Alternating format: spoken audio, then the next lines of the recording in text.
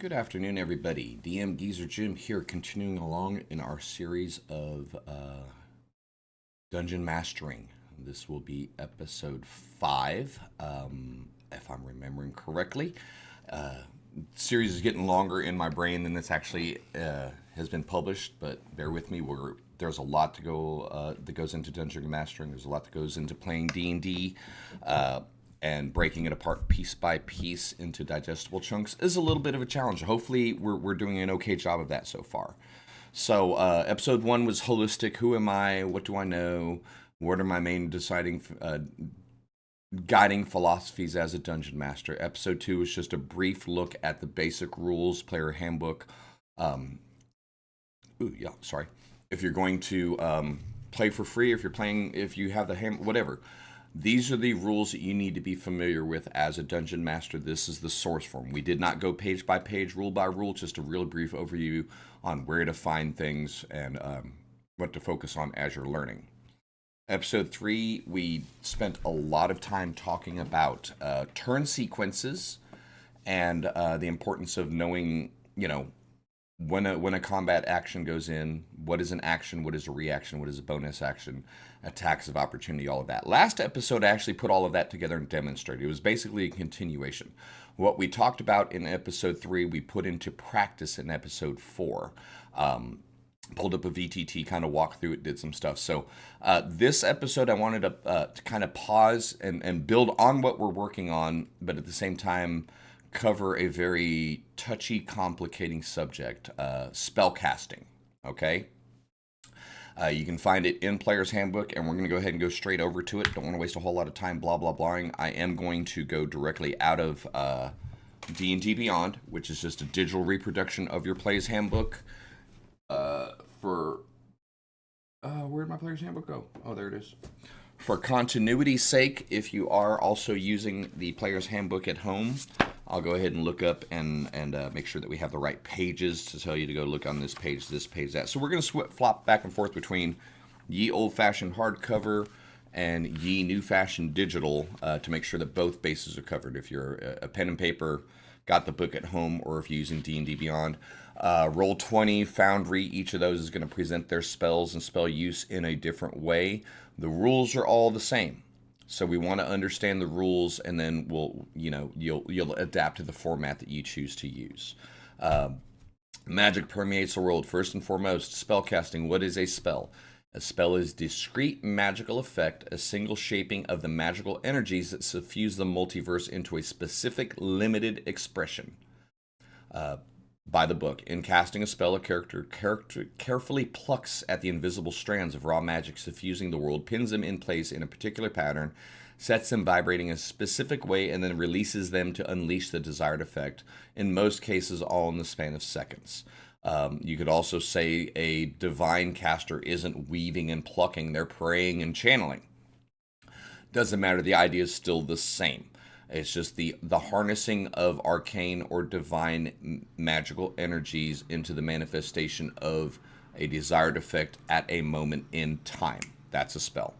Every spell is leveled from 0 to 9, 0 being cantrips. Cantrips are considered a spell. Even though we don't charge spell slots for them or any of that, remember a cantrip is a spell. Real quick, page 199 and through 202 in the hardback, page 199 to 202.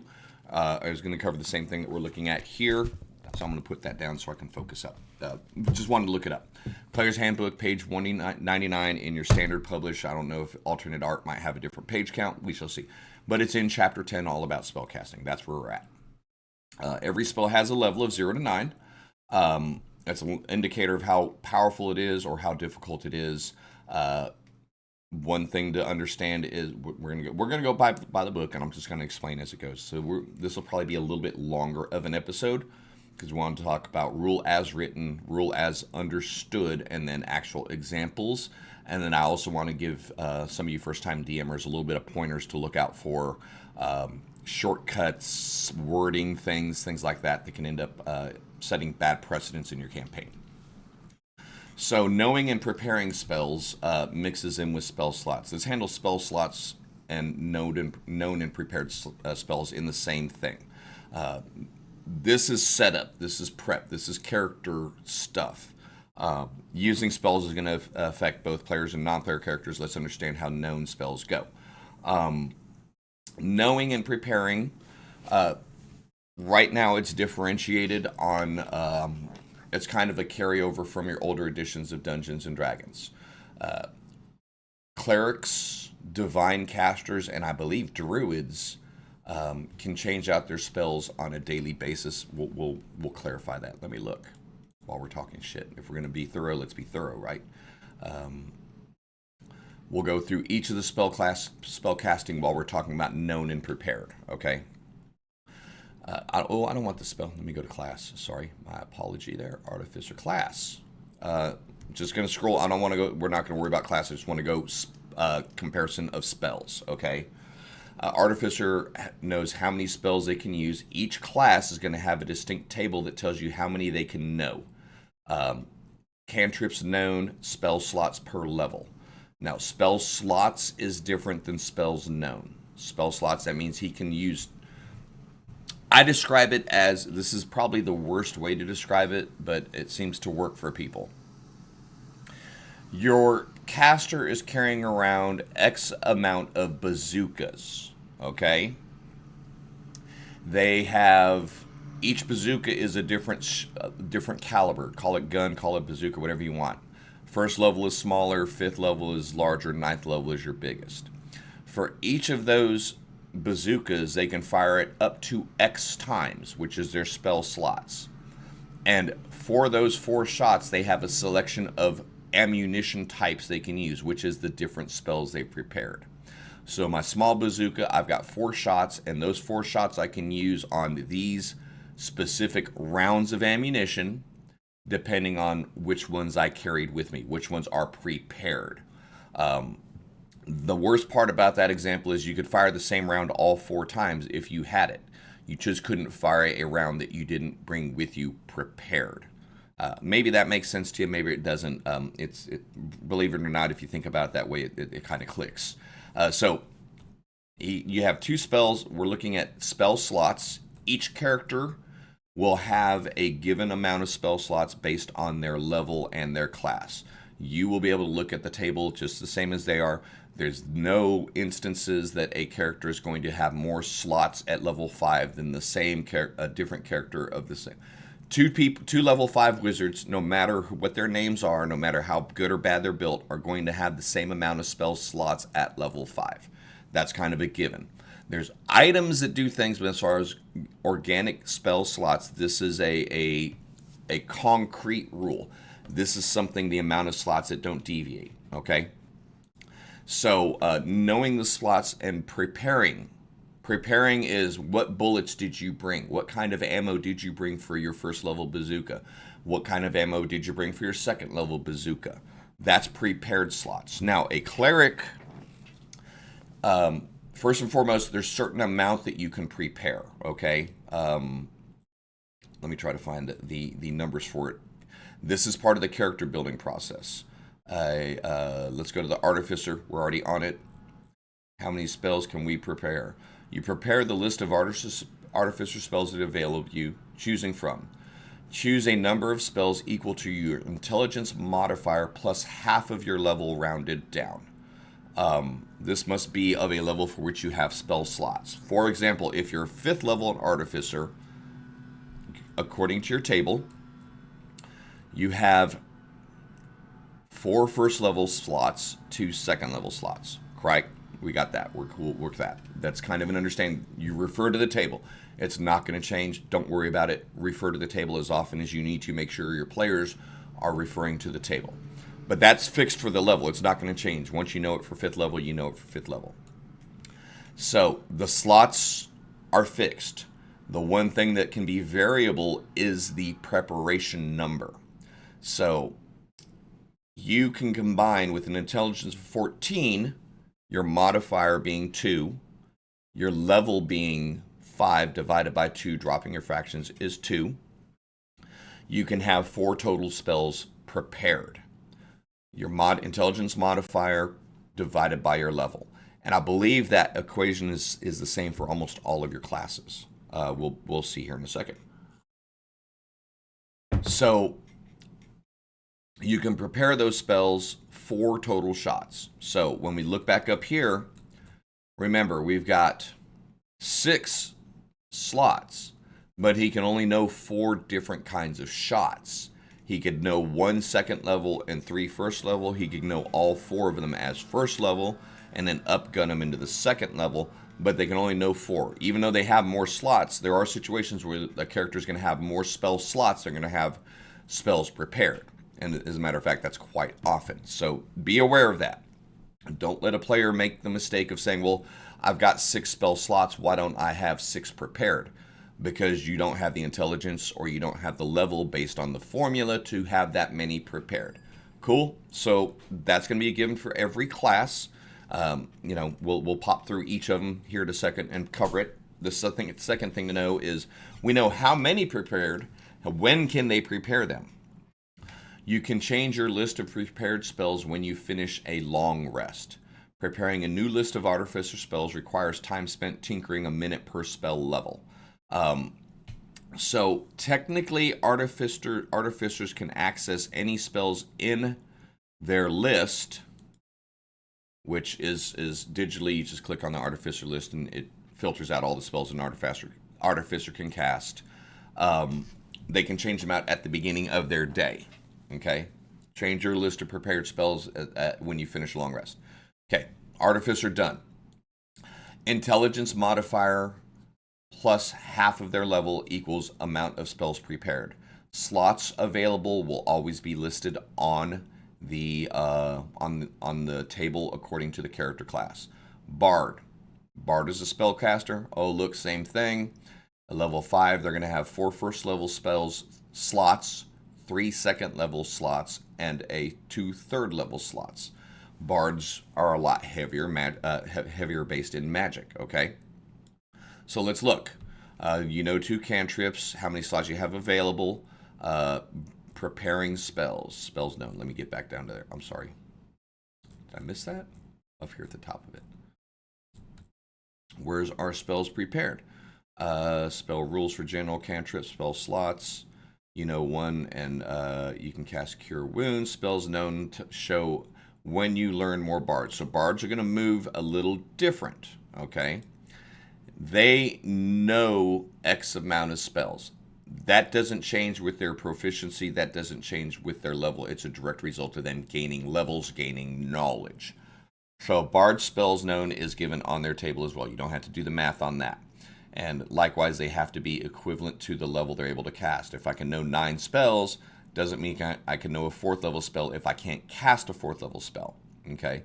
Once again, we're sitting here. That's 10 slots, only 9 spells. Bards have a lot of versatility, so they're going to know more spells. Now, the Bard can change their spell known. You can choose one whenever you gain a level in the spell in the class. The Bard can change out one of the spells that's on their known list with a new one. When they add it, that's all they know. The plus side is they know a lot. The downside is they don't get to change them out constantly. Each level, they can replace one of their known spells with another spell. But outside of that, coffee ground floating around. Outside of that, what they start with is what they end with unless they choose to. They can only add to and change one. Okay? Same basic rule. X amount of slots, Y amount of known. The Bard is going to know, and their known spells and prepared are going to be the same. They know them, they're prepared. So keep that in mind. So what's our next spell class you can cast? Cleric, he's different. They are different than the wizard in that, first and foremost, preparing, they know how many they can. Spell slots are the exact same. Look at the table. Table tells you how many spell slots they have. You prepare your list. It's equal to your wisdom modifier plus your cleric level. So you know a lot more if you're level 5, whereas the artificer divides their level in half. The wizard's equivalent to their level. So every level, the cleric, is going to be equivalent to their level. Every level they gain, they can prepare one more spell. And if they get more wisdom, they can prepare that many more spells. Same rule. You cannot prepare a spell for a level that you don't have the slot for. I cannot be level 5 knowing a 3rd level slot and prepare. Here, let me zoom in a bit on this. I'm sorry. We're doing tutorial. I cannot be level 5 and prepare a 4th, 5th, or 6th levels. I don't have access to the bullet for it.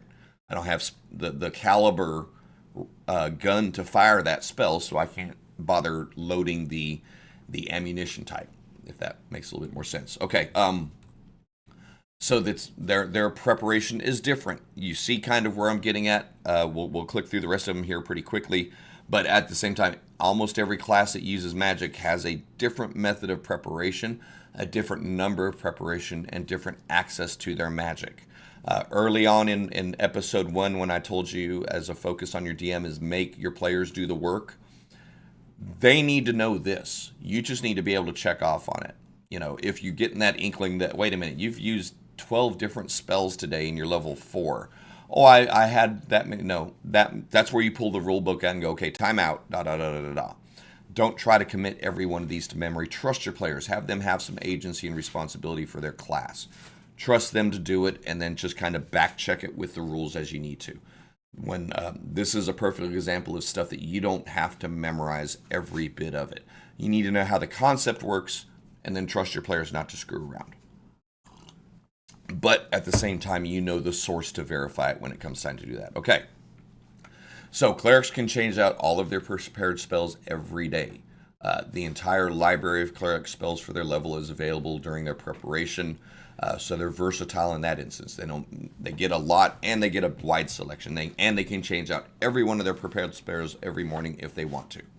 So that's where your cleric is differing from your artificer and your bard. What do we got next? Druid. Work time. Yep. Have a good day. Yes, sir. Druid spellcasting. Same. Let's get back down to it. Scroll real down. Oh, look. A table. Just like every other class, you're going to have this table.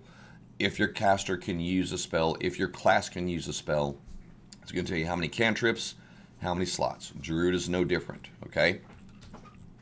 They're considered divine. I think they're going to be primal in 5+5. Don't worry about that right now. Drawing on divine essence of nature. They know their cantrips. They show how many slots they can prepare, or slots they have. They are equal to clerics. Wisdom modifier plus your druid level. So the higher the wisdom and the higher the level, the more spells they can prepare. In addition to that, you can change your entire list. Just so druids are going to work the same as clerics. That's why I kind of call them priest classes. I call them divines.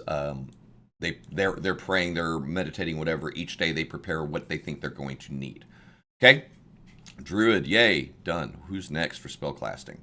Not a fighter, not a monk. We'll look at the paladin. Paladins use spellclass. Now there are some subclasses that in almost every branch that gives spell use, so you need to be aware of those, but we're not going to spend a ton of time. Like I said, this is just a quick comparison for your reference, and then we'll get into the nuts and bolts. Important to understand preparation versus spell slot. The best way to do that is continue to repeat it, right? Paladin spell table shows the spell slots they have. They do not get cantrips, okay? Paladins do not get cantrips. They're fighters primarily that can use magic. Spell casting. Paladin shows how many spell slots you have to cast your spells. Typical with everything else. You prepare the list of spells that are available to cast, choosing from the spell list. Choose a number of paladin spells equal to your charisma plus half your paladin level. So if you got a charisma bonus of +3 and you're level 2, you get 4 spell slots. 4 spells prepared. 4 spells prepared. Bad DM. Make sure that you're making that clarification. A lot of times we use a term interchangeably. We know what we mean, but that can confuse your table. So spells prepared, spells slots. 2 different entities. Don't have anything to do with each other other than you have to have one to access the other. But they're not derivative of each other. Make sure you understand that, other than the fact you can't prepare a spell higher than you have the slot for. Cool? They can change their prepared list. So again, a paladin is similar to the cleric. While they're limited in how many they can prepare, and while they're limited in how many they can cast, they can change out for any spell on their list at the end of a long rest. Cool. Who's next? Ranger. Yes, Rangers have spell slots. We're going to pop on down real quick. Same thing, similar to a Paladin. No cantrips. Limited spell slots. Preparation. Going to be similar to a Druid. I guarantee you that. How many slots you have already reflected. Spell slots of your spells known.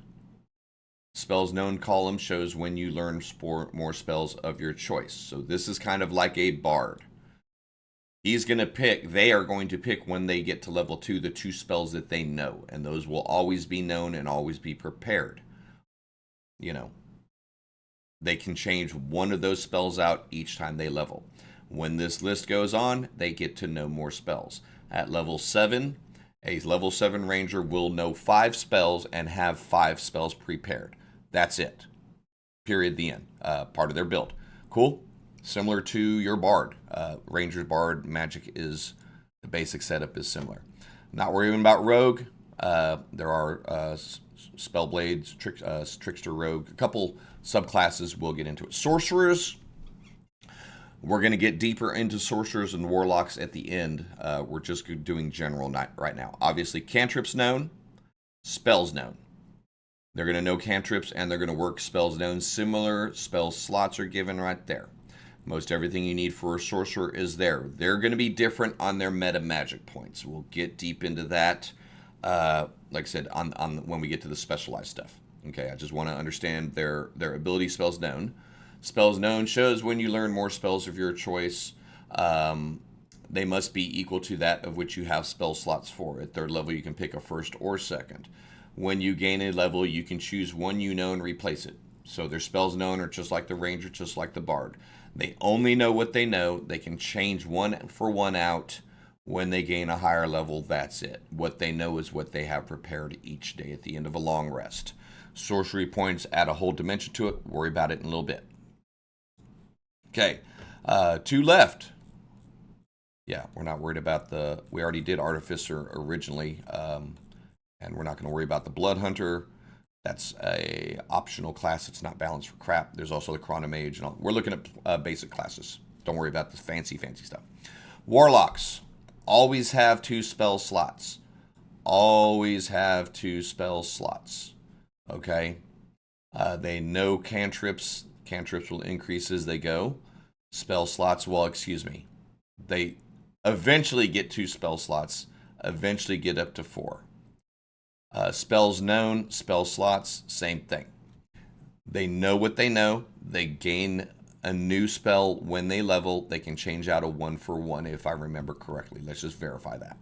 We've been consistent up till now. Spells known. Spells known of the warlock shows when you learn more warlock spells. Additionally, when you gain a level in this class, you can choose one of the spells you know and replace it with another, which must also be of level for which you can take it. Okay, cool. Warlocks, the main reason you're like, what the hell? The invocations buff their cantrips up, so they're really not using their spells. And number 2, the spells that a warlock is casting is always at its highest level. So, for example, at level 6, both of these spell slots are at level 3. At level 7, every spell is cast at its maximum magnitude. Okay. So we've gone through our class. No, last is the wizard. My bad. Wizards are a little bit funkier, a little bit more detailed, in that they have the most but least limits on their magic preparation. Okay? Cantrips, typical. Spell slots, typical. Nothing different there. Okay? Preparing. Intelligence modifier plus your wizard's level. Level 6 wizard with a level of 18 can do 10 spells prepared. If I'm remembering. No, 11 spells, sorry. Just like cleric, just like druid, equal to their level plus their modifier. Must be of a spell level that they have the slot for. You can change your list of prepared spells when you finish your long rest. The wizards can change out their entire list of prepared spells at the long rest. The caveat is they're dependent on their spell book. Okay? We'll do that at the end of it. That's getting into specifics. So, first 20 minutes talking about how each class derives the number of prepared spells they have, the number of known spells they have, and the number of spell slots they have. That's going to be the most variation. Let's get into actual spell casting, shall we? Excuse me here. So to cast a spell is typically one of three things, and I'm going to bring up some spell blocks over here just so we can go through them. Let me go through Cleric. Come on, load up, fool. Sorry, my internet's not very happy today. Casting time is the first thing. Remember our combat discussions: action, bonus action, reaction. A magic user can use a spell that fits any of those 3 points: action, bonus action, or reaction, provided their spell's casting time reflects the same thing. Let me pop over here real quick. We're going to find a bonus action. You're looking right here in the middle of my screen. This is the D&D 5th edition spell listing, or D&D Beyond. Same things in your player's handbook. It's just reflected in each little bitty spell stat block. So you got to do a little bit more work preparing your notes for tabletop. For pen and paper, it is what it is, or you use Google and whatever. Point being, you want to know the casting time and action. A minute, which means you can't even necessarily use this, something that's abused like a mother effer in our games. Well, I'm going to amend it. It takes a minute to do it, but that's up to you. Remember that as a dungeon master, that's not an action. Mending is not a combat capable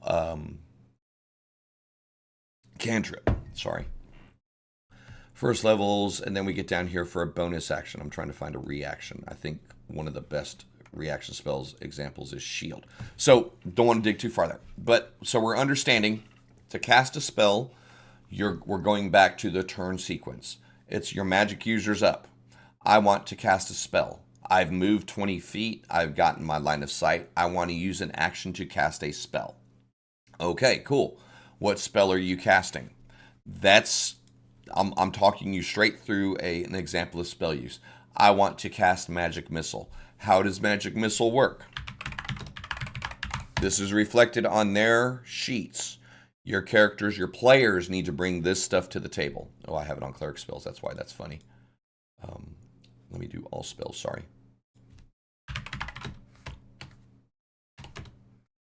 Shit, I just have some up here. Let me just cast. Let me just pull one up. Acid Splash. Conjure. It's a cantrip. It's still a spell. I'm going to use my action. I'm going to use a cantrip. I'm going to cast Acid Splash. What's it do? It's got a range of 60 feet. I'm 25 feet away, so I can hit them with it range-wise. You hurl a bubble of acid to choose one or two creatures you can see within range. That determines if you choose two, they must be within 5 feet of each other. You can't hit them both. They're 10 feet apart. Okay, well, I'm going to throw this one at him. So a target must succeed on a dexterity saving throw against the spellcaster's save or take 1d6 acid damage. Everything you need to know is in the description of the spell. So as a player, I'm going to say, I want to use Acid Splash at that bugbear that's 25 feet away. I want to hit the goblin that's 10 feet away from him, but I know he's too far, so I'll just focus on him. I need the bugbear to make a dexterity save against a DC 15. Okay? That's it. You're done. You've described it all. You've gone through the process. The player has stated their action. The next thing to do is to resolve it. So when you do the resolution, you're simply rolling your dexterity save off of your creature. If it's higher than their save target, you make the save, your creature doesn't take damage. If it's lower, the spell succeeds, your creature takes damage. That's the basics of a direct combat spell. There's two different things to look at when we're looking at a spell. Let me rephrase that. We're looking at our spell block right here, kind of like a stat block for our monster yesterday when we were talking about combats. In our combat encounter, same thing. You have a spell block. Everything's here. Not shilling, but there are spell decks that are available for purchase, third-party content creators and official ones, where you can just simply have a Magic the Gathering or index card size card that has all this information. If you're a face-to-face TT guy, TTRPG, if you're pen and paper, Invest in something, even if it's investing in the time just to write all of this, put it all on a spreadsheet for easy access, or if you just want to bite the bullet and just use D&D Beyond for the spell access, you're going to spend a lot of time referencing spell cards. So the more that you can make your players participate in that and be accurate about that, the better off you're going to be. Okay, so the spell card is going to tell you everything, you and the player, everything they need to know. What is it by level? The duration, is it something that goes instantaneously, or is it something that has a duration? How it lasts for a minute, it lasts for an hour, it lasts for X, Y, or Z. The school of magic doesn't matter right off the start. It matters more specific for wizards. We'll worry about that in some of the more advanced stuff. It's one of the keywords that applies to certain things. If you know when you need the keyword's there. Range or area, showing you how far away you can use the spell or how much of an area it affects. Sometimes cards are going to have both. For example, Azaganar's Scorcher, 30 feet long and 5 foot wide. So it's a 30-foot line. You see the arrow, it's a 30-foot line that goes from you. The two spells sitting here are nice little comparisons. We've got a second level spell and a cantrip. You're seeing the same basic information on each of these. The summary is in the spell name. Action instantaneous, 60-foot maximum range. Target makes a dex save. It takes acid damage. Doesn't tell you how much damage. That's dependent on the text in the box, the text in the spell. Azaganar's Scorcher, same thing. Second level, 1 action casting time. Evocation versus conjuration matters for specific keywords. Don't worry about that yet. It's not an attack. Your caster's not rolling to hit. The assumption is the target has a chance to avoid it, aka the dexterity save, or use strong mind and resist it, aka the wisdom save. When you're talking about a spell resist, that's what you're talking about as a save. Oh, they resisted it with the wisdom save. They resisted it with charisma save. They avoided it with a dexterity save. They resisted the damage with a constitution save. Whatever, avoided it with strength. That's what your saves are. We're used to, if you want to use video game terminology, resisted. But that's not quite correct. That we'll get into keywording on that a little bit later. Okay, so the spell blocks, I could spend 17 hours going spell by spell by spell, and no one's going to watch 17 hours of me going spell by spell by spell, waiting for me to talk about the spell that's important to them and going, ooh! The important things are the range, area, casting time, duration, and damage type or effect. I'm going to try to find a heal real quick just so I can show. See, some of these say self, anti-life shell. We'll click on that. You need to understand basics of measurement and geometry just a little bit. They do pretty simple, but some of the wording is inconsistent. A shimmering barrier extends out from you in a 10-foot radius and moves with you, remaining centered on you and hedging out creatures other than undead and constructs. The barrier lasts for the duration. The barrier prevents an affected creature from passing or reaching through. Hedging creatures other than undead. Wow. An affected creature can cast spells. So this pushes people away. There is no save to it. There's no damage done with it. Basically, a circle of force 10 feet wide pushes people away. They cannot get within. An affected creature can cast spells or make attacks with ranged weapons through the barrier, but they cannot pass through or reach through the barrier. Okay? So now you're talking about a 10-foot sphere that moves with your caster. Little things like that. One thing I should have talked about a little bit earlier, there's something that's called components. Every spell is going to require one, usually two, if not all three. Verbal, I'm casting a spell. Somatic, and I'm using my hands to cast the spell. Material, and I'm pinching some sulfur as I make my hands and use my voice to cast a spell. If at any point a magic user cannot execute those three parts of a spell, they cannot cast a spell. Okay? Sometimes that gets ignored. You got someone tied up. I'm going to cast this. Well, you got to use somatic, dude. You can't move your hands. You can't cast a spell. It's common sense things after you realize it. But prior to that, when you're looking at moving around things and doing, and when you're working through it, it's not necessarily common sense. So that takes a little bit of take that into consideration. There's always a verbal, somatic, and a material component with every spell. Not everyone has all three. Most of them have two of the three. Some have all three. Cool? Components. It's a consistent term with every spell. Okay, let's get back to the spell table for a second. Let's pop back here. Range. We're going back to the player's handbook now, just kind of reiterating what I just showed you through the spell block. Thick stuff, I don't mind repeating terms. I don't mind repeating processes. Most of the confusion that we have right now as a veteran dungeon master is spell usage and spell understanding, and it's okay. You're not doing it wrong if you have to spend some time figuring it out. You're doing it wrong if you just instantly go with whatever, because you're probably missing a lot of nuance. Okay. The target of a spell must be within the spell's range. Like Magic Missile, the target is a creature. Like Fireball, the target is a point in space. So, that's one of those things. You need to put it out to 110 feet. The target's 120 feet away. So, okay, I'm using Fireball. I can hit 110. The Fireball itself will expand for the rest of it. Spells that create cones or lines. Most spells have ranges expressed in feet. So some spells can only target a creature that you touch. Other spells affect only you. A spell that has a range of self affects only the caster. Spells that create cones or lines of effect also have a range of self, including that the origin point must be you. An area effect spell. Once a spell is cast, its effects aren't limited by its range, unless the spell's description says otherwise.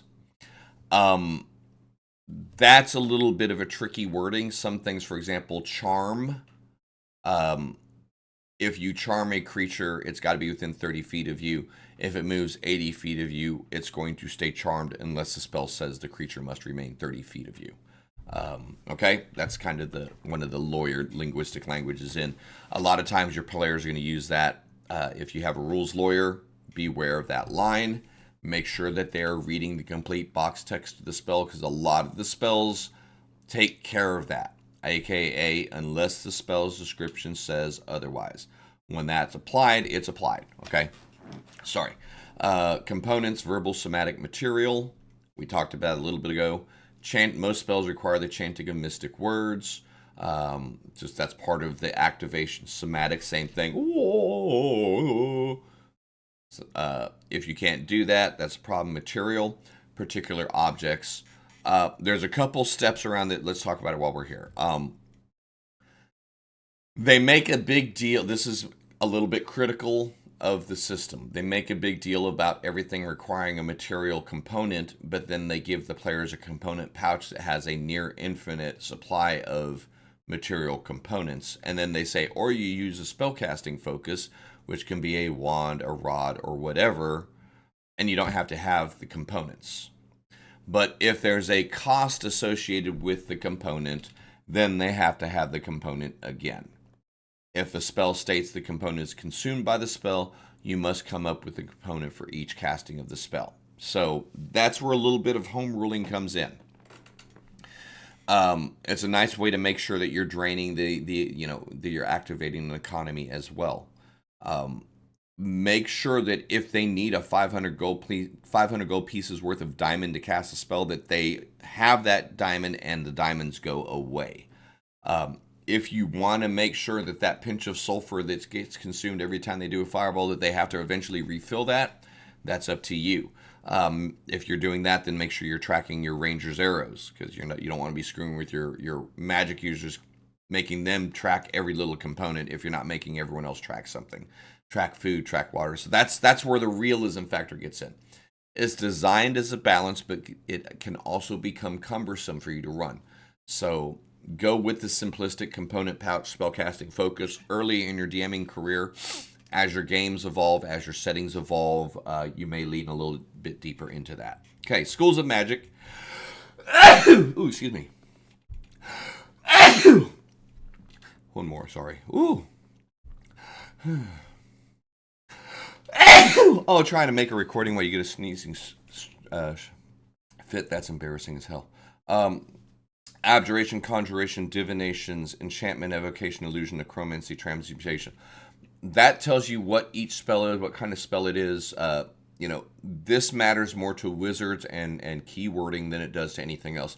This is kind of flavorful for, but it does help to understand this as a dungeon master. Abjurations are protective, though they have aggressive uses. Creating magic barriers, negating harmful effect. Now, I don't want to read through all these. You're probably familiar with most of them from gaming tenets, and most of them are pretty accurate. If you played a lot of the Skyrims, a lot of the Elder Scrolls series, you're familiar with a lot of these. If you've been playing Dungeons and Dragons, started out in 2nd edition, 3rd edition, you're definitely familiar with a lot of these terms. If you're not, don't listen to me. Read them, help them, and they will help you understand the descriptions and the types of spells that are going on. There are specific moments where the type of spell matters, but they will be keyworded in that it's not something that you had to memorize. If a necromancy thing is an issue, it's going to tell you on the spot in the text of the adventure. You're not going to have to go, what's the rules on necromancy again? So don't stress that, okay?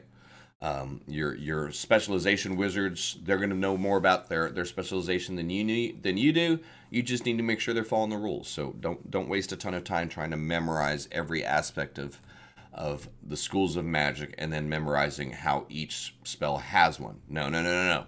Brain power that you can use for other stuff. Trust the system, use reference. Concentration is a big thing. Okay, so we're getting into the duration of the spell. Most spells are instantaneous. They shoot, it goes off, it's done. Fire bolt. I use firebolt. A streak of fire goes out, hits me, boom. I take damage and it goes away. Some spells are different. Others, for example, fireball is going to leave everything in that area burning. Tasha's caustic brew has an every turn effect up to a minute long unless a creature uses an action to scrape it off. The spell will tell you. Some spells specify that their effects last, okay? Rounds, minutes, hours, or even years. Don't try to memorize every one of them. That's what the spell block is for. It's going to tell you. Concentration is something that you need to make sure you're paying attention to. A lot of spells, when we're looking at it, you see this little C. You may not have noticed that. Alarm is an R. Its action is a reaction. Okay, that's what it's trying to tell you. That's ritual. You can cast as a ritual. You can spend 10 minutes casting the spell instead of spending, I had that backwards, I'm sorry. You can spend a ritual casting a little different. We'll get to that in a second, sorry. But a concentration spell, all of these that have the little C on it, if we're going to move down here, animate objects, it has C equals concentration, and the spell will go long for a minute provided the magic user is concentrating on the spell. Okay? First thing we're going to talk about is, we'll just read it word for word. Normal attacks, such as moving and attacking, don't interfere with your concentration. Okay? Including casting spells, using cantrips. You can cast Shield of Faith as a bonus action concentration spell at the start of your turn. Give your ally +2 to their armor class. Move 20 feet. Use a cantrip to do cleansing flame. Just bless. Fuck it. Pick a cantrip. Okay. Drop that. Guidance is a nice cantrip. Action to cast guidance, and then your turn's over. Starting your next turn, as long as you didn't take damage, Shield of Faith is still going on. I can still move. I can still attack. I can still cast a spell. I could cast another bonus action if I wanted, unless the next spell requires concentration. You can't concentrate on 2 spells at the same time. That's basically what it's saying. You lose concentration on a spell. You lose concentration on a spell if you cast another spell that requires concentration. It's that simple. The moment you start another concentration spell, your first one's done instantaneously, okay? Whenever you take damage while you're concentrating, you must make a Constitution saving throw to maintain your concentration. This is a mistake I make a lot. I always think of it as a flat concentration save. The book says it's a con save equal to 10 or half the damage, whichever is higher. Straight up, that's a rule that I drop regularly. So if the dude took 4 points of damage from the shank, the DC is going to be 10. But they're not rolling flat, they're making a Constitution save. So if you've had Constitution as a dump stat as a wizard, you're going to be hating life right about now, because that's a minus on your concentration check. If I hit that dude for 34, half of that is 17. So they have to make a Constitution save on a DC 17 to maintain concentration. That's something that I've messed up a lot. That's something that needs reiteration. It's sitting here in black and white as far as a basic rule goes. If you take damages from multiple sources, such as an arrow and then a dragon's breath, you make a separate save for each. And then you lose concentration if you are incapacitated or die. And then the DM may also decide, you, the Dungeon Master, may also decide that certain environmental phenomena, such as a wave crashing over you while you're on a storm-topped ship, or the earth shifting, for an earthquake hitting or something, forcing you to make the dexterity save, may also force a Constitution save. Okay. Cool? Makes sense? The rules do a really good job of it. This is one of those times reading the RTFM helps. Read the flipping manual. Targets. Targets are nice and simple. I recommend you take a look at the player's handbook, or more than that, we're going to talk about a little bit. But yeah, understand the shapes. The point of origin is the caster. Okay? Each of these shapes is a little bit funky because they're not well drawn. Know some geometry. For example, a line spell, the caster's on the twinkly side and shooting the spell. Cone, that's saying that it doesn't matter where the point of origin, that's the description of the cone. Most time you're doing a cone of cold, it's flat across the ground. So that means half of your cone is lost in the ground, or you're aiming up. That's what it's trying to, the diagram's trying to show you. A cube is manifesting off of one face. It's not below the caster and above the caster. It's extending, the point of origin is one face of the cube from there. A sphere is exactly that. The center of the sphere is the center of the point. The effect is going above and below. Above and below and all around. And likewise, the cylinder is extending up from the point of origin of the spell. Oh God, what's that stupid damn spell they keep jacking around with me on? Sunbeam. Sunbeam's a hell of a murderous spell, okay? So understand the basic shapes as shown in that diagram. Understand how they work. Read the description. A cone extends in a direction you choose from its point of origin. A cone's width at a given point along its length is equal to the point's distance from the point of origin. A cone's area of effect specifies its maximum length. A cone's point of origin is not included in the cone of effect unless you decide otherwise. A cone's width at a given point along its length is equal to that point's distance from the point of origin. This is where geometry gets in. It's going to be wider the farther they go away. Okay, something that's standing right next, just a little bit to 5 feet either off of you, it's not going to get hit by that cone. If they're standing, you follow what I'm saying? Make sure you're paying attention to that idea. A cube, you select a cube's point of origin, which lies anywhere on the face of the cubic effect. The cubic size is expressed as the length of each side. So if it says 10-foot cube, each side is a 10-foot cube. A point of origin is not included unless you decide otherwise. A cylinder is the center of a circular path of radius as given in the spell description. The circle must either be on the ground or at the height of the spell effect. The energy in a cylinder expands in a straight line from the point of origin to the perimeter of the circle, forming the base of the cylinder. The effects then shoot up from the base or down from the top. You can truncate it. You can make the cylinder, the point on the roof, and shoot down, equal to the height of the cylinder. Okay, point of origin is included in the cylinder's area of effect. Line is self-descriptive. Straight line from where you are. The spell's going to tell you if it's just a simple line or if it's 5-foot wide line or whatever. Sphere, same thing. Saving throws and attack rolls. We talked about that in the combat section. We talked about that a little bit. We'll reiterate it here. Each of the spells you look at, it's going to say none. Obviously, we're looking at strange spells. Animate's not really good. Let's go to page 4 real quick. Try to find some shooty bang bang spells. Chain lightning. Okay, dex save.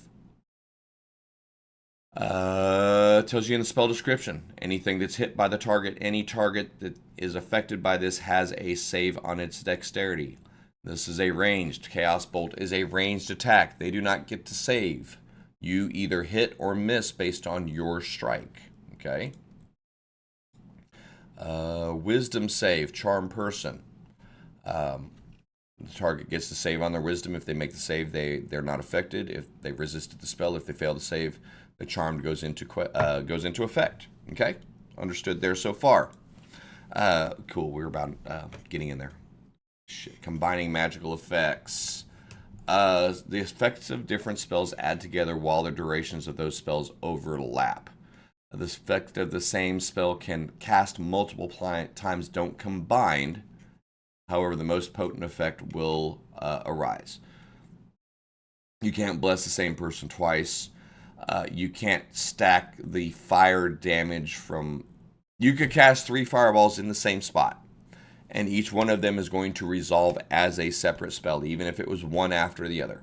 3 different people use their necklace of fireballs, threw them all at the same spot. All 3 fireballs are going to go off. It's not a cumulative effect, it's a separate. Fireball 1, boom. Fireball 2, boom. Fireball 3, boom. The effect of the burn is not going to be cumulative. You could say the whoosh of the next fireball knocks out the first one, leaving its fire in place. The whoosh of the third fireball repeats it, especially if they're happening quickly enough. So keep that in mind. This last section is the weave of magic. I don't like the weave concept, but this is the explanation for magic in Dungeons and Dragons. Feel free to use it if you need to. Feel free to use an older version if you prefer. Make up your own rules for your homebrew. But the purple box text there at the end is the magical weave. How it permeates everything and anything. Each different worlds call it something else, but it is the weave. I'd say bullshit because basically you're taking Forgotten Realms version and making it canonical for the whole universe. Figure out what you need to do. Just make sure you're differentiating between divine magic and arcane magic. That's the main thing I would worry about as far as lore goes into magic. Okay, so we've done a lot of talking about the rules, broke down several spells, talked about the shapes, talked about, spent a lot of time reiterating stuff. Just always remember, anything you need to know about a spell is contained in the spell block. The stuff you need to know about the spell is, it all ties in with the turn sequences, the action economies. It's a lot more of a complicating process than it needs to be, I think. If you're new to DMing, you're new to Dungeons & Dragons, you're about to get into some magic use, I cannot emphasize this enough. Make your players do the work. They're the ones casting the spell. Make them read the spell out loud the first few times. That way, every person at the table is getting an opportunity to go, okay, this spell casts a casting time of an action, range of 30 feet. I need verbal and somatic, got all that. The spell's going to last for an hour, and it has a wisdom save. You attempt to charm a human. I'm pretending to be the caster. I attempt to charm a humanoid, that guard that I can see within my range. The guard must make a wisdom saving throw against a DC 14, which is my save, and does so with advantage if me or my companions are fighting it. We haven't engaged it. We haven't done anything yet, so it's going to be a flat save. If that guard fails a saving throw, it's charmed by me until the spell ends or until our companions do anything harmful to it. The charmed creature regards me as a friendly acquaintance. When the spell ends, the creature knows it was charmed by you. Okay? That's something we forget a lot of times from a DM standpoint mechanically, but it's got a duration of an hour, so, Keyword being here is charmed. A charmed creature can't attack the charmer or target the charmer with harmful actions or magical effects. The charmer has advantage on any ability checks to interact socially with the creature. So, charm person does not mean that they follow you around aimlessly like a puppy dog. Charm person simply means that they're not going to aggress towards you. They can't attack you while they're charmed. And in this case, the charmed creature is going to regard you as a friendly acquaintance, a neighbor type of a thing. He's not going to go running off in the ninth gate of hell to get an object for you because you cast charm. You're a friendly acquaintance. Yeah, I'll go ahead and let you pass today, man. I know you're cool. It's all good. That's friendly acquaintance. You know, your name's on this warrant. I don't want to be the guy that hauls you in. I'm gonna give you a 10-minute head start before I tell them. That's a friendly acquaintance. Limiting verbiage of the spell is going to tell you what you need to know. And kind of ending on, as we're wrapping up to the end, lots of creative players can use the text and the terminology of low-level spells to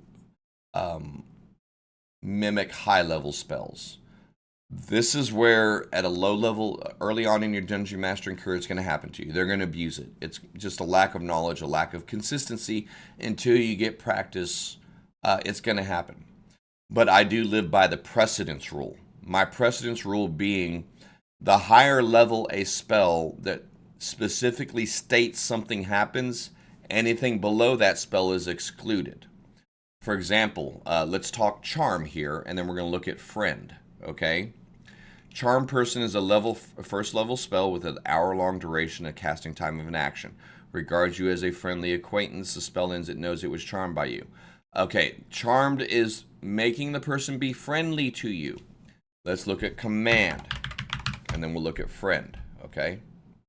So these are the same kind of spells, same ideas, with significantly different outcomes that can overlap. Command. You speak a one-word command to a creature you see within range. It must succeed on a wisdom saving throw or follow the command on its next turn. Has no effect if the target is undead, if it doesn't understand your language, something that's forgotten quite often, or if your command is directly harmful to it. Some typical commands and their effects follow. You might issue a command, other one described there. The DM determines how the target behaves. If the target can't follow your command, the spell ends. If it can't do it, it just doesn't do it. The caster wasted a first level slot. You don't have to sub it, anything for it. Approach. The target moves towards you by the shortest and most direct route, ending its turn if it moves within 5 feet of you. Drop. The target drops whatever it's holding and ends its turn. Flee. The target spends its turn moving away from you by its fastest available means. Grovel. The target falls prone and then ends its turn. Halt. The target moves and makes no actions. A flying creature can stay aloft if it can. At higher levels, you can affect an additional creature. So it's a one-word command that forces someone to do something, whether they want to or not. If they fail to save, they do that thing. Charm is a first-level spell that forces a creature to be friendly to you. Okay? It doesn't force a creature to do anything other than to regard you as a friendly acquaintance. Charm Person does not make this thing your ally. It doesn't make this thing go attack a giant. It makes it regard you as a friendly acquaintance. Command makes it run away from you. Okay, let's look at one more spell here. Friend. Friends. Is friends not a spell anymore? What am I thinking here? I don't think they have friends anymore. Friends, yeah, there is a spell. Cantrip. Okay. Lower level than a first level spell. Instantaneous. Casting time of one action with a duration of 1 minute. For the duration, you have advantage on all charisma checks directed at one creature of your choice that isn't hostile towards you. When the spell ends, the creature realizes that you used magic to influence its mood and becomes hostile towards you. A creature prone to violence might attack you. Another creature might seek retribution in the other ways, depending on the nature of your interaction with it. So Friends is a quick, easy use cantrip. You gotta put a little bit of makeup on your face, like you're casting the spell. There's no verbal with Friends. Notice that. We were talking about components earlier. So it's as simple as someone putting some eyeliner on or putting a little blush on their cheek, casting Friends. It's a somatic, a hand movement, and a material component. So when they pull it off, they're casting Friends to try to use a persuasion check or to try to, obviously you don't want to intimidate with Friends, a social check of some sort that's not already hostile towards you. So it's a subtle spell. It's a cantrip, and it allows for an advantage on a check. That is it. The 3 spells, Friends, Command, Charm Person, they're all very low level. They're very similar, but the devil is in the details, the wording between them. Difference between Friend and Charm Person. The Charm Person, you also have advantage on your social checks. Number 1, it lasts for an hour. Number 2, this one lasts for a minute. So one of them is a first level spell using a slot. One is a cantrip using no slot. Number 2, you have to execute a roll to succeed or fail here. If in the moment you fail it, once the spell's over, the guy is hostile. Charm Person, they may not be hostile. They're going to know you charmed them. So Friends is not nearly as effective as you'd think it would be. A lot of people have used Friends early in their careers as a poor man's Charm Person. Doesn't work that way. Let's look at one more along this line. Like I said, I'm getting near the end of it. But this is we're looking at the wording of several spells that are very similar in nature. So so you can understand when you get home and you start doing this yourself. When you get to the table, that you got to be very careful about the language. Make sure your characters are reading the spells. Make sure they have them on their spell sheets. You have access to the info or whatever, so they don't overlap them. The whole purpose of a spell to exist is to fill a niche. If you let the players do the same thing as 5 other spells with the cantrip, there's no need for that. It's kind of like what we were talking about. If your character tries to hide in the middle of the battlefield with no cover, they're trying to turn invisible, and they can't do that. That's why the spell Invisible exists. Same thing here. Suggestion. You suggest a course of activity limited to a sentence or two and magically influence a creature you can see within range that can hear and understand you. Creatures that cannot be charmed are immune to this effect. The suggestion must be worded in such a manner as to make the course of action sound reasonable. Asking the creature to stab itself, throw itself onto a spear, immolate itself, or do other obviously harmful act ends the spell. Okay? Ends the spell, even if it succeeded. The target must make a wisdom saving throw. On a failed save, it pursues the course of action you described to the best of its ability. The suggested course of action can continue for the entire duration. If the suggested activity can be completed in a shorter time, the spell ends when the subject finishes what you asked to do. You can also specify conditions that will trigger a special activity during the duration. You might suggest that a knight give her war horse to the first beggar she meets. If the condition isn't met before the spell expires, the activity isn't performed. If you or any of your companions damage the target, the spell ends. Okay? Now, there's a lot of stuff to keep here. There's a lot of interesting words. Number 1, we're looking at it. It's a level 2 spell.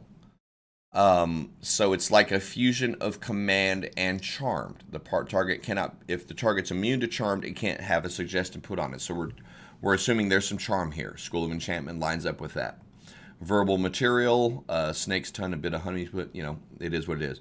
So they have to be able to vocalize and have the material component. Shouldn't be a big deal. 1 action, duration 8-hour concentration. This is the devil in the detail. If your caster tells this guard to, if they're able to suggest, why don't you make sure that the naval docks are secure? We heard rumors that, pirates were getting up and drilling holes in the boats. If they fail to save, and you're 100 miles away from the ocean, but there's a naval base near, this is a reasonable course of action to this guard. They're going to have to fail their save and go, that's a good idea, I should go do that. And they're going to leave, okay? We're all high-fiving. We just made this guard wander 100 miles away. 5 minutes later, you cast Shield of Faith. Your concentration on this spell ends. That guard is suddenly aware that he's doing something he's not supposed to do. There's nothing in suggestion that says the person is not aware of you, that it forgets you, that it doesn't see you, that there's any change in attitude with this guard, with this creature. So if they maintain it long enough, it is a great removal spell. It's a wonderful, fun role-play charm spell that requires them to do one course of action. So, okay, so we've looked at 4 spells that are very similar. Command is a pass-fail wisdom save that makes someone do a one-word command. Run. That's one word. They may run at you, so you want to use flee or retreat. One-word command that the target will do its best course of action to handle. Friends, a cantrip that puts a target in a state where you have advantage on social interactions. Your persuasion, your deception, anything that's requiring a charisma-based roll, you'll have an advantage on that roll. No more, no less. As a matter of fact, when that spell ends, the guy gets hostile. Hey, you use magic to trick me, mother effer. Grr, arg. You can handle that how you want. Charm Person, level 1 spell. This one is going to make someone treat you as a friendly acquaintance. They may not know you from Adam. If they were mad at you before you cast a spell, they actually have an advantage on the savings throw. But if it was just a dead neutral cast, I don't know why, but I like you. I think you're an all right kind of guy. That doesn't mean they're going to give you their house. That doesn't mean they're going to give you their sword. That doesn't mean they're going to abandon their guard post for you. They just see you as a friendly acquaintance. Whatever you can manage for that point is up to you. But Charm Person is not click and I've got a remote control up their butt and they move around and do what I say. No. The last of these is Suggestion that we're looking at. That is a combination of Charm Person and Command. It's not a one word. If they pass, fail, wisdom savings throw, you give them a sentence command, a course of activity that is reasonable sounding to them, that is non-harmful or non-destructive to their nature, and they will do their best to execute that command. You can maintain concentration for up to 8 hours. So if you wanted to send this guy 8 hours away, you very well could. Lots of roleplay opportunity in here. There's nothing in this spell that changes the target's attitude, nature, or perception of you. If it hated you when you cast a spell, it's going to hate you when the spell's over. It's probably going to hate you more.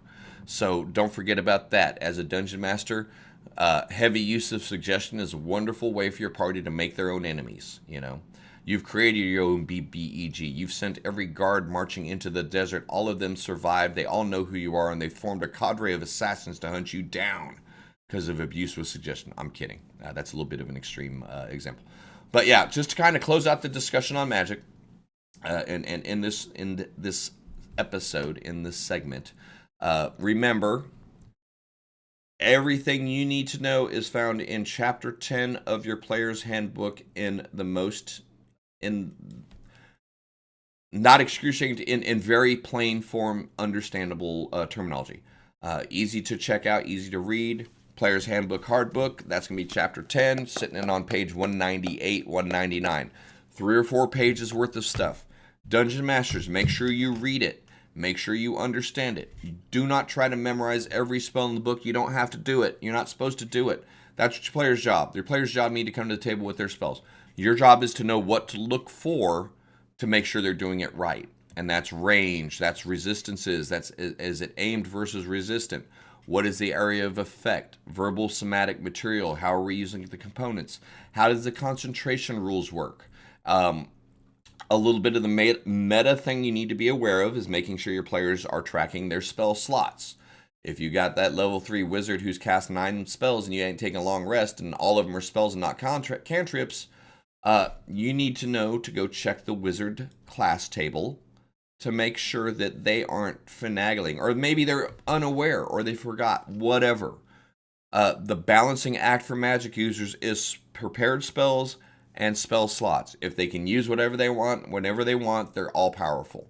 You do have an obligation as the referee, as the dungeon master, to make sure that they're tracking spell slots. Get used to it. Most players, 95% of the players, are fine.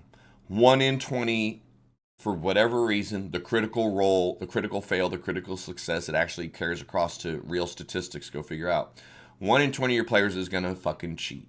They think they're getting by with something. It makes them feel smarter, special, whatever. Don't punish all of your players because one person screws around.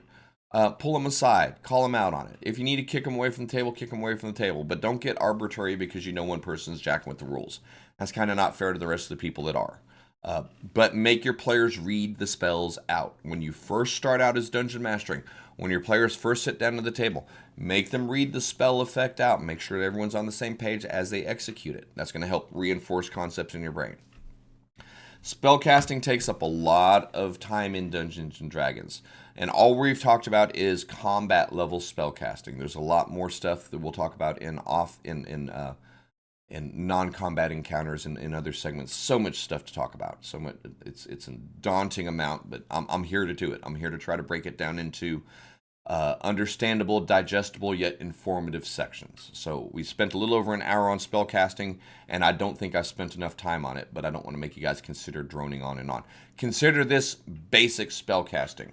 We'll have other episodes later that talk about spell synergies. We're going to go into depth on sorcerer meta magic versus warlock short rest versus, there's a lot more to understand. But in order to understand any of that, you need to understand the basics first. So this has been it. Check out Chapter 10 in your player's handbook. Check out spellcasting in the basic rules. However you're accessing it, nothing can replicate reading the rules for yourself. Nothing can reinforce. And I know a lot of people are like, I don't read, I don't like to read. Okay, but you're going to end up reading it. Whether you read it right now to familiarize yourself with it, or whether you have to dig back into it and make sure your players aren't jacking around to make sure that you're refining it and handling it right, you're going to read all of this stuff sooner or later. It's just part of the game. I'm not telling you you have to love reading. I'm telling you have to be able to read. So start out on the right foot. Before you set up for your session 0, before you sit down to get your game going, before you roll that first dice, make sure that you've read the rules. Make sure you understand the action economy. Make sure you understand the basics of spellcasting so you can help everyone else learn. Especially when you're a first-time DM with first-time players. Your job is to teach the game as much as it is to administer the game. So you've got to have a grasp of the rules before you expect everyone else to follow them, right? Read the rules. Read the rules. RTFM. Memorize the thing. Make notes on things that are important to you. Make notes on things that are going to trip you up. Don't have to memorize every word of the book. No. You just have to understand the concepts, be familiar with them, and more importantly, know where to go to look them up when that inevitably happens. I had people looking up spells last night that I've been playing with for a year and a half to make sure that we were running grease correctly. Levels 2 spell that we never use, just make sure that it was measured out properly on the map, things like that. No one uses grease. Yeah, and like I said, we're a well-seasoned group. Had to look up a spell last night. It's going to be part of the game, so relax on that. You don't have to memorize anything. All right, but yeah, I'm going to close this up. DMGeezerjim here. We're at the end of spellcasting 091. I can't say 101, 1301, whatever you want to call it. The very bare basics. The understandings of the spell slots, spell preparation, what does a spell block look like, and what to look for. So we've covered this. I think next session, my next one, I'm going to do DM prep for your session -1. I think I've given you enough to kind of get started. These first 5 episodes, I think by the time I get done with 5 and 6, you should be able to ready to sit down at your table and at least play day 1. We're going to continue on talking about world building, talking about different settings, talk about different edition adaptations. There's so much more that we can go into it, but we want to start with building blocks and build up. But thank you for joining me. If you've enjoyed this series, I'd love you to like, follow, subscribe, do all of that kind of cool stuff. If you know some people that might enjoy this, feel free to share the link to the playlist, share the link to my YouTube channel. If you've enjoyed this, check out some of my other stuff. This is very low level, basic. I go into a lot more depth on dungeon design and adaptions and executions in some of my module reviews. Likewise, I've got a Twitch page. You can catch the link on my YouTube. Sit here Monday through Friday talking live. Happy to have you drop in. We try to talk about different things each day, 11 a.m. to 1 p.m. CST, and at night we run live games and hang out and play video games. But yeah, Etsy to buy some maps, Patreon to support us if you want to continue, if you want I would love to continue producing this kind of content. If you want to help me do that, sign up for Patreon. $5 a month. You get lots of VTT maps. You get some adventure supplements, some modules, some stuff like that. And you know what? I'll build your part of the program is you get customized maps built on request. So yeah, lots of great stuff on. If you look around on my page a little bit. Thank you for your time, and hopefully we'll catch you back for our next episode. Be safe.